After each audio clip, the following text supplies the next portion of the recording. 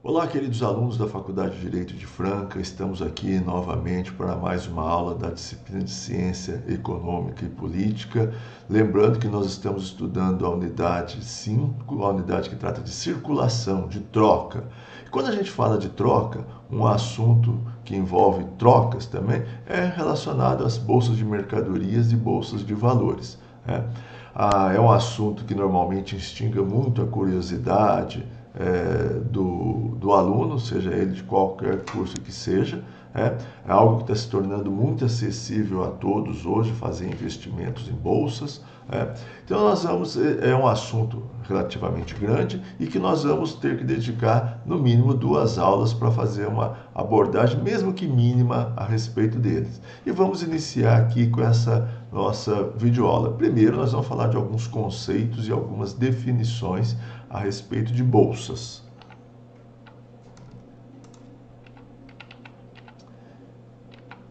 Então vamos lá.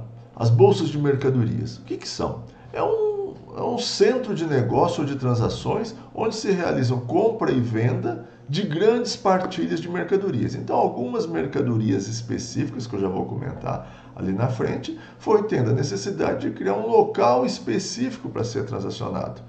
Então, são mercadorias que têm uma peculiaridade, que eu já vou comentar com vocês. Ou ainda, títulos e valores mobiliários e outros ativos, que no caso são as bolsas de valores. Então, nós temos as bolsas de mercadorias e as bolsas de valores. Mercadorias, certo? Partilhas de mercadorias. E valores, certo? Títulos, apólices, ações, certo? Nas bolsas de valores, certo? Tem como característica, eu falei que são produtos que têm uma característica específica e que por isso foi necessário encontrar um local específico para ser comercializado. Tem que ser bem fungíveis, que pode ser trocados por outros da mesma espécie. Então, uma ação da Petrobras, você pode trocar por outra da mesma espécie, entendeu? Ela não tem diferenciação, uma ação da Petrobras com a mesma ação da Petrobras. Não tem diferenciação. Ou então, uma partilha, por exemplo, de uma mercadoria de soja. Tanto faz, uma partilha de soja com uma outra partilha de soja. Quer dizer, você pode trocar uma pela outra que não tem diferença, não há prejuízo para quem ficar com aquele outro produto. Tem que ser um produto de concorrência perfeita. E aí eu passei para vocês esse conceito de concorrência perfeita quando nós estávamos estudando mercados lá. Tem que ser qualquer produto que tenha um grande número de compradores, certo? Um grande número de vendedores, certo? Então, concorrência perfeita. E tem que ser um produto homogêneo, por isso que eu falei aí no item anterior, um bem fungível, certo? Que pode ser trocado por outro. Em geral, esses produtos são comercializados sem a presença física dele no ato da comercialização, são apenas anunciados. Por exemplo, eu estou vendendo uma quantidade de ações de uma empresa, eu estou vendendo um lote de café, um lote de soja, ou uma determinada quantidade de quilos de ouro, de prata ou de minério, certo? Então, eles são apenas negociados sem a presença física ali no ato da comercialização. Como teriam surgido as bolsas? Certo? Como teriam surgido as bolsas? Então, contam alguns historiadores que ela teria surgido na Bélgica, na cidade de Bruges, no ano de 1487, mais ou menos. Então, o que acontece? A cidade de Bruges era uma cidade que era um importante entreposto comercial, certo? Na Idade Média. Ela era cortada por canais e as embarcações na época vinham comercializar as suas mercadorias na cidade de Bruges, certo? Paravam ali as suas embarcações e iam comercializar. Então era um importante centro comercial. E aí? Então eu cheguei com um carregamento, com uma embarcação com um carregamento de uma determinada mercadoria. Como que eu vou negociar? Então contam que os comerciantes na época tinham o hábito de se reunir numa praça. E nessa praça eles anunciavam certo? Ó, eu tenho uma partilha de determinada coisa para vender, eu tenho uma partilha de um determinado produto para vender, né? E ali começou o hábito de todos se reunirem nessa praça para realizar a comercialização de seus produtos. E aí tudo no viva voz, tudo no grito. Ó, eu tenho uma mercadoria, como num feirão de automóvel. Você tem um automóvel para vender, você leva seu automóvel naquela praça, naquele local, e todos os compradores começam a chegar perto de você. Todos os vendedores começam a tentar encontrar compradores. E ali tentam se realizar os negócios, né? Contam que nessa praça morava um nobre, que era um grande comerciante da época, chamava Vanderburse, né? E que morava também nessa praça, e que tinha uma casa nessa praça, e que ele tinha um brasão na porta de sua casa, né? Que ele ostentava 3 bolsinhas, era o brasão dele, né? Da onde teria originado a palavra bolsa, que hoje é universalmente adotada, mas que a palavra bolsa não tem qualquer significado com a transação em si, certo? Então teria originado na cidade de Bruges. Com o passar do tempo, certo? Surgiram as bolsas da Antuérpia, também na Bélgica, em Amsterdã, certo? E na França, e aí começa a proliferar as bolsas, certo? Começa a proliferar a bolsa. Só adiantando, com o passar do tempo, né, a título de curiosidade, essa cidade de Bruges, na Bélgica, né, que hoje é um importante centro turístico, os canais foram assoreando, as embarcações foram ficando maior, né, e não transitavam mais por essa cidade. E eles abandonaram essa cidade para realizar negócios, né, e hoje essa cidade de Bruges é uma cidade turística, como Paraty, que também foi abandonado, era um porto que foi abandonado e que ficou lá, e não tem mais nenhum resquício dessa história que eu contei para vocês. As bolsas de mercadorias, certo? Bolsas de mercadorias. Surge da necessidade de produtores e consumidores negociarem alguns produtos específicos. Em geral, grandes partilhas, certo? Então, nelas se dirigem compradores e vendedores com a intenção de comprar e vender. E ainda os chamados especuladores, certo? Que vão tentar comprar e vender e ganhar alguma diferença, eventual lucro nessa mercadoria, né? Então, eu gosto de contar essa história. A cidade de Franca tem uma peculiaridade, né, que ajuda a gente a entender como surgiram as bolsas. Poucas cidades têm essa peculiaridade, a cidade de Franca tem, né? O que vem a ser esse embrião de uma bolsa na cidade de Franca? A cidade de Franca, agora não tanto, né, agora quase que nada, né? Aí, no passado, durante uma atividade centenária, ao redor da cidade de Franca, Patrocínio Paulista, aqui na região, tinha um processo extrativista de diamantes, pedras preciosas aqui na região de Franca. Então, existiam muitas pessoas que ganhavam a vida, certo? Garimpando aqui na região pedras preciosas, certo? Pedras preciosas. Não foi nada tão avassalador, mas tem uma atividade centenária aí há muito tempo. Quem visita a cidade de Patrocínio Paulista, por exemplo, a hora que chega na cidade tem a figura de um garimpeiro ali numa praça, uma estátua. Então tinha pessoas que se dedicavam a garimpar. E com o passar do tempo, também foi surgindo na cidade de Franca, alguns lapidários, alguns ourives, que compravam essas pedras para produzir joias e comercializar. Então você tinha o produtor, que é o garimpeiro, e você tinha o consumidor, o comprador, certo? Que precisava daquelas pedras.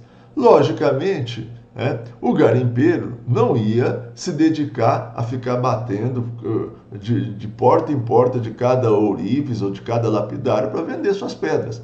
Assim como o lapidário, o ourive, aquele que precisava da pedra, não ia se dedicar a se embrenhar na beira de córregos aí para procurar um garimpeiro que tinha uma pedra para lhe vender. Então, não tinha sentido. Então eles precisavam de encontrar um local para comercializar.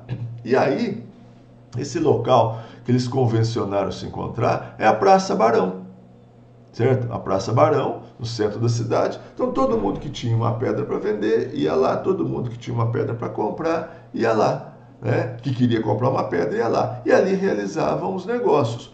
E, logicamente, tudo baseado na lei da oferta e da procura. Quando tinha muitos vendedores, o preço caía. Quando tinha muitos compradores, o preço subia. Lei da oferta e da procura determinava o preço. Tudo na Praça Barão. Né? Bom, aí começa a surgir também nessa Praça Barão, né, a figura do intermediário, que é o corretor. Imagine o garimpeiro. O garimpeiro também tem coisa para fazer, tem que garimpar. Ele não pode ficar ali na Praça Barão, ali. Não é a atividade dele comercializar pedras, a atividade deles é extrair pedra, certo? E o ourives também não tem tempo para ficar lá esperando um vendedor lá na Praça Barão. Então, o que eles convencionaram, o que surgiu? A figura do intermediário, a figura do corretor. Né? Então, todo mundo que tinha uma pedra para vender, procurava um corretor e falava assim, tem essa pedra para vender. E o corretor ficava ali. O trabalho do corretor era ficar intermediando o negócio. Cada um tem a sua atividade. Você tem um que trabalha no garimpo, um que trabalha construindo joias e outro que trabalha comprando e vendendo joias. É o negócio dele. Então, com o passar do tempo, surgiram muitos corretores ali. E que existem alguns até hoje ali, que ficam ali na Praça Barão comprando e vendendo. Todo mundo que quer comprar procura um corretor, todo mundo que quer vender procura um corretor. E o corretor ganha uma corretagem na intermediação do negócio, certo? E os negócios são vários corretores, certo? Muitos produtores, muitos compradores e vários corretores que todos se conhecem. E aí, quando alguém quer uma pedra, por exemplo, o corretor sai gritando ali, perguntando para os demais, quem tem uma pedra com essa característica, certo? E aí, se tiver 10 pessoas com a pedra com aquela característica, o preço cai. Se tiver poucas pessoas com a pedra com aquela característica e muitos compradores, o preço sobe. Lei da oferta e da procura. Ali é o embrião do que é uma bolsa de mercadorias. Em Araçatuba tem a Praça do Boi, também que eram comercializadas arrobas de boi ali, de bois no pasto. Tem muitos frigoríficos, tem muitos produtores e eles iam comercializar ali. Hoje em dia tudo isso passou. Na cidade de Franca também, certo? Com o passar do tempo, essa atividade garimpeira foi quase que desaparecendo, questões ambientais hoje proíbem a extração e tudo mais, e essa atividade mingou, certo? Mas assim como ela mingou, ela poderia ter prosperado mais ainda. Bom, e como surgem as bolsas? A quem pertencem as bolsas? As bolsas pertencem aos corretores. Num determinado momento, vamos imaginar aquele monte de corretor ali na Praça Barão. Todo dia toma chuva, toma sol, um dia venta, um dia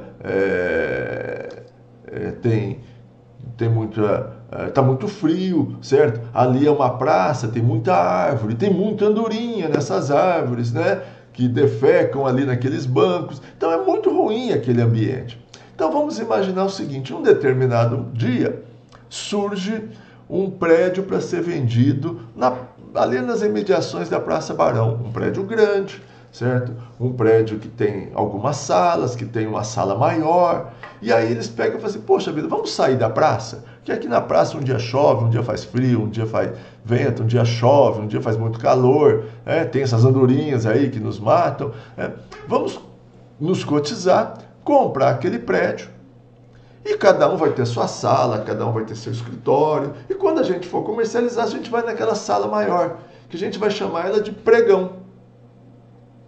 Certo? O local onde as mercadorias serão comercializadas, apregoadas, colocadas à venda. E eles fazem isso. Que nome que eles vão dar para isso? Bolsa de Diamantes da cidade de Franca. certo? Surgiu ali uma bolsa. Todo mundo que quer comprar e quer vender tem que procurar um corretor. Ah, mas eu não quero pagar corretagem. Ué, se você quer comprar um produto e não quer pagar corretagem, vai lá na beira do córrego, certo? Nos garimpos tentar encontrar alguém que te venda. Ah, mas eu não quero isso, eu quero a comodidade. Então, quer a comodidade, então você tem que comercializar ali. Quem pode comercializar ali? Quem é dono, certo? Então, todo mundo que quiser comprar tem que procurar um corretor. Todo mundo que quiser vender tem que procurar um corretor. E o corretor faz o negócio e fica com uma corretagem, uma comissão, certo?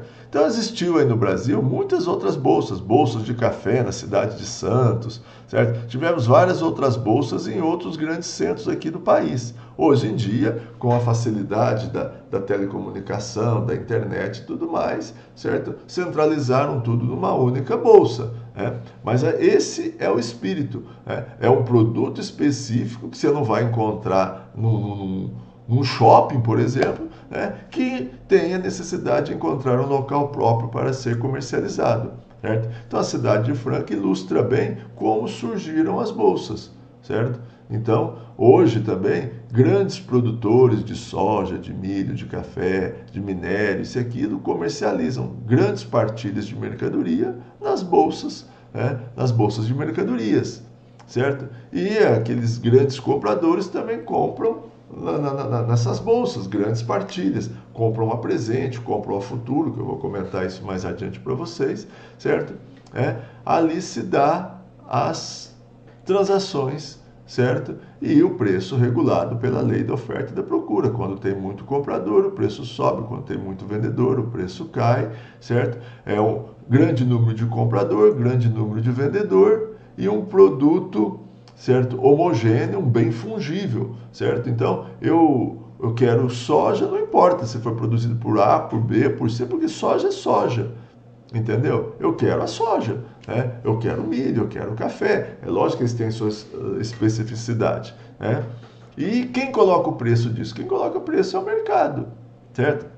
É lógico que o vendedor sempre quer um preço mais alto e o comprador sempre quer pagar mais barato. Certo? Então, quem quer comprar, certo, oferece um preço menor, quem quer vender oferece um preço maior. E aí, no momento que eles chegam a um acordo, é que se dá um negócio e que se forma a chamada cotação, o valor de mercado, o valor que reflete aquele momento. Assim são as bolsas, tanto de mercadoria quanto de valores, certo? Atualmente, a maior parte dos contratos de compra e venda, certo? De mercadorias, que são bens agrícolas ou recursos minerais, que nós chamamos de commodities, certo? São comercializadas nas bolsas de mercadorias e futuros. Hoje, que era a antiga BMF, certo? A antiga Bovespa e hoje aquela nominada de B3. Realizam transações tanto de estoques existentes, não presentes ali, como estoques futuros. Às vezes alguém comercializa a safra lá na frente, certo? Contribuindo. Para que serve isso? Por que eu vou comercializar minha safra que eu ainda nem plantei ainda? Porque assim alguém compra, eu tenho o compromisso de entregar lá na frente e essa pessoa já me adianta algum recurso para me poder plantar, certo? E com isso reduz oscilações do mercado, financia safras futuras, certo? Então, uma série de transações são feitas em bolsas e contribuem, certo, para o maior dinamismo de um mercado, de uma economia. Commodity, eu falei a palavra commodity. Vem do inglês, commodity significa mercadoria, certo? Em geral, são produtos de baixo valor agregado, ou seja, produtos quase que in natura, mas não obrigatoriamente, certo? E que não são diferenciados de acordo com a sua origem. Então, não importa se a soja foi produzida no Mato Grosso, se a soja foi produzida, certo, na nossa região aqui. Soja é soja, certo? E o preço é determinado pela oferta e pela procura. Como eu falei para vocês, certo? Uma commodity ou um produto de concorrência perfeita tem que ter um grande número de produtores, um grande número de consumidores, tem que ser um produto homogêneo, Produto homogêneo. Então não adianta falar, minha soja vale mais, ou eu quero pagar menos. Não, você vai pagar, tem tanta gente comprando, tanta gente vendendo, por que eu vou comprar a sua? Só porque você falou que a tua é melhor ou não? Não tem essa diferença. O produto é igual, certo? Em geral são produtos em estado bruto, em matérias-primas, com um pequeno grau de industrialização, quase uniformes, certo? Pode ser, em geral, eles podem ser estocados por um determinado período de tempo sem perda significativa de qualidade, ou seja, tem que ser um produto, em geral, não perecível, porque se ele for perecível, não dá para você guardar e comercializar o dia que você quiser, certo? Em geral, hoje em dia, os produtos somente nesse mundo de globalização, são comercializados no mundo inteiro, certo? E a cotação, de certa forma, é quase que mundial. Então, a cotação do preço da soja na Bolsa de Mercadorias de Chicago acaba influenciando a cotação da soja aqui na Bolsa, na B3 aqui no Brasil. Por quê? Porque se o preço aqui está mais baixo, eu vou vender lá. Se o preço lá está mais alto, ele vem vender aqui e vice-versa. Então, como existe a facilidade de trocas, certo?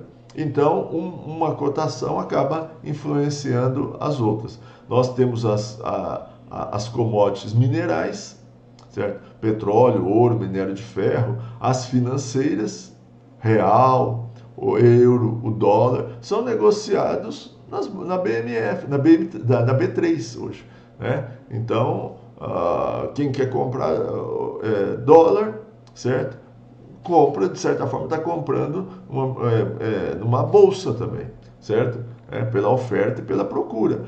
As commodities ambientais, água, madeira, energia, hoje em dia fala-se crédito de carbono também, são commodities ambientais, agrícolas, certo? Soja, trigo, café, algodão, borracha e várias outras commodities agrícolas. Certo? Bom, por agora, pelo momento, muito obrigado pela atenção, mas esse é um assunto muito grande, eu só dei o início aqui.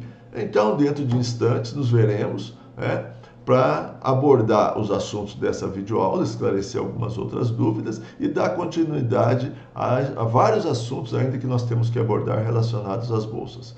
Até já!